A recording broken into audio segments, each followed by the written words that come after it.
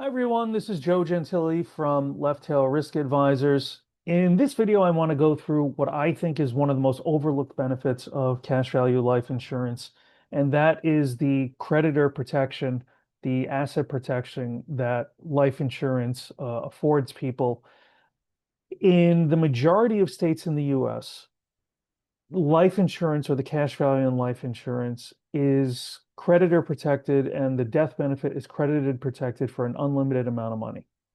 That is a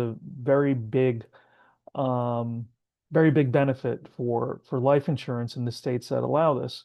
And some big states allow this. New York has unlimited protection.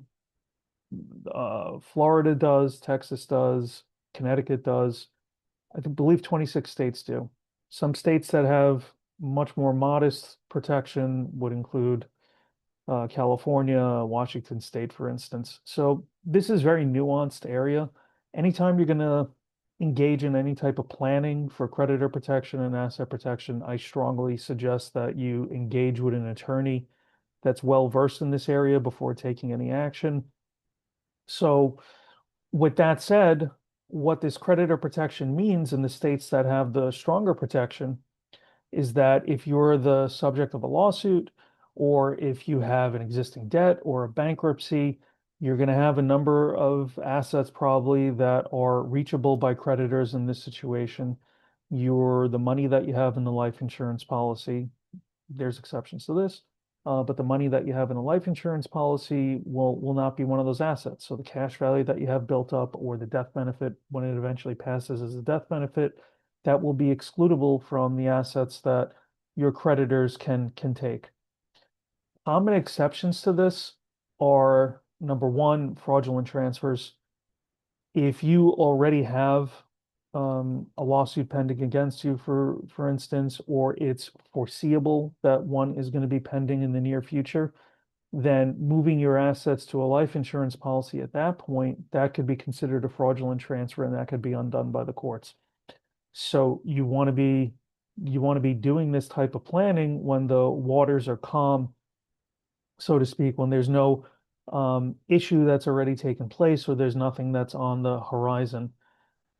It's important, I think, especially for people that are frequent targets of lawsuits to engage in this type of planning as a protective measure ahead of time. So that would include um, professionals like doctors or surgeons or attorneys that could be subject to malpractice lawsuits, or very high net worth or very public individuals that tend to attract um, unwanted attention in lawsuits.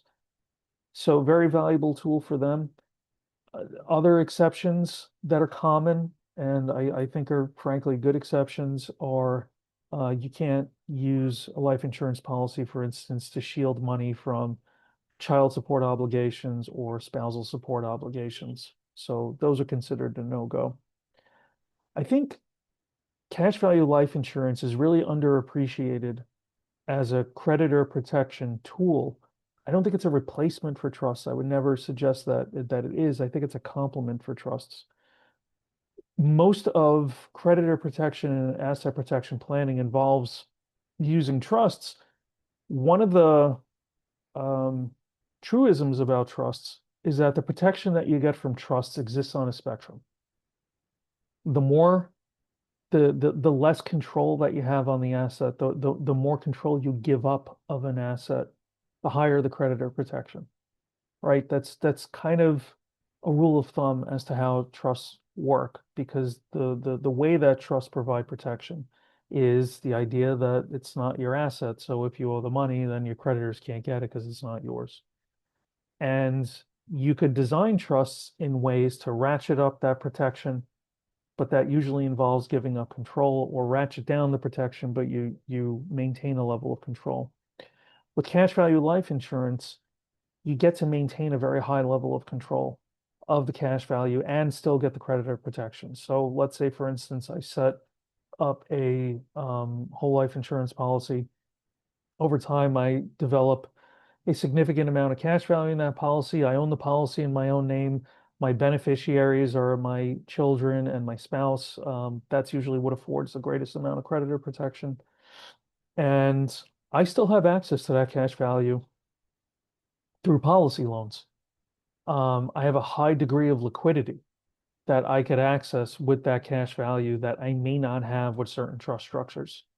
So again, this is not meant to be a replacement for trusts, but it is a complement, and I do think it should be part of the discussion because it affords that access to liquidity in a way that most trust structures do not. So very valuable tool.